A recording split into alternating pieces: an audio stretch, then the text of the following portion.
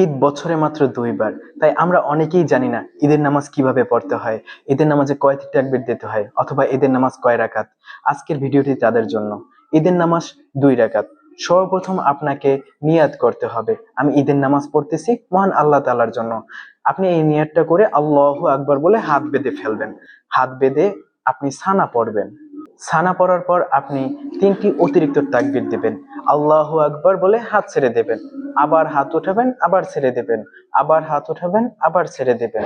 চতুর্থ নম্বর বার, খেয়াল করুন, চতুর্থ নম্বর বার আপনার হাতটি বেঁধে ফেলতে হবে।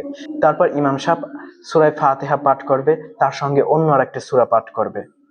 তারপর রুকু সিজদা করে প্রথম রাকাত শেষ। দ্বিতীয় রাকাতে সূরা ফাতিহা ও কেরাত পড়ার পর আপনি 3টি অতিরিক্ত তাকবীর দেবেন। চতুর্থ নম্বর তাকবীরে আপনাকে রুকুতে চলে যেতে হবে, তারপর স্বাভাবিকভাবেই আপনার নামাজ শেষ করবেন। ভিডিওটি যদি আপনাদের উপকারে আসে তাহলে সাবস্ক্রাইব করুন অথবা ফলো করুন।